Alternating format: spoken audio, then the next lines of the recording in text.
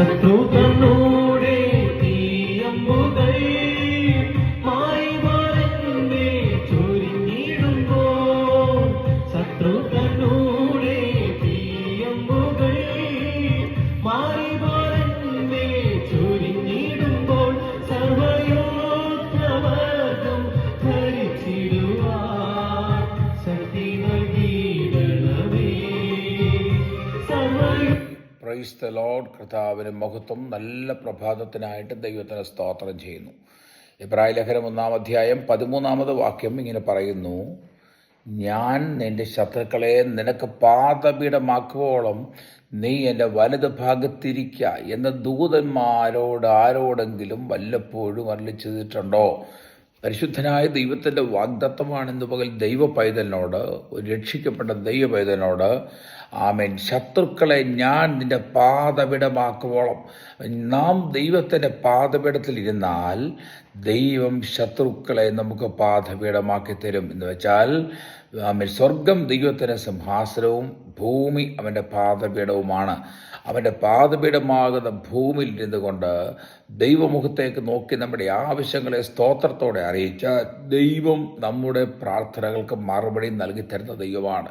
എന്നെ കേൾക്കുന്ന വാത്സല്യ ദൈവവേദന, ഇന്ന് പ്രഭാതത്തിൽ എന്താണ് നമ്മുടെ ആവശ്യം, എന്താണ് നമ്മുടെ വേദന, എന്താണ് നമ്മുടെ മനോഭാരം, എന്താണ് നമ്മുടെ സങ്കടം?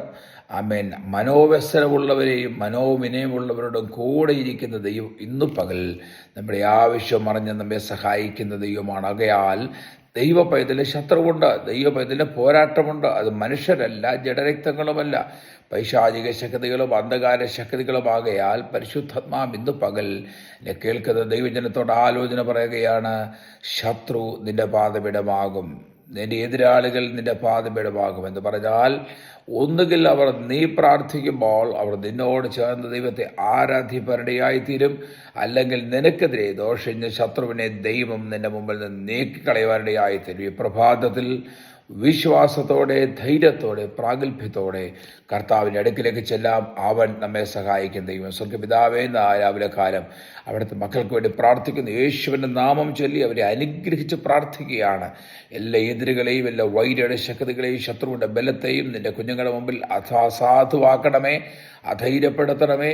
അവനെ ആ വെല്ലുവിളികളെ കർത്താവെ നിന്റെ കുഞ്ഞുങ്ങളുടെ മുമ്പിൽ ജയം കർത്താവ് നൽകി അവരെ സഹായിക്കുന്നതുകൊണ്ട് സ്തോത്രം. ശത്രുക്കൾ പാദപീഠമാകുവോളം ദൈവത്തിൻ്റെ വലതുഭാഗത്തിരിപ്പാൻ അവർക്ക് കൃപ ചെയ്യും, യേശു ക്രിസ്തുവിൻ നാമത്തിൽ തന്നെ. May God bless you. കർത്താവ് നിങ്ങൾ എല്ലാവരെയും സഹായിക്കുമാറാകട്ടെ, അനുഗ്രഹിക്കട്ടെ. Have A good day.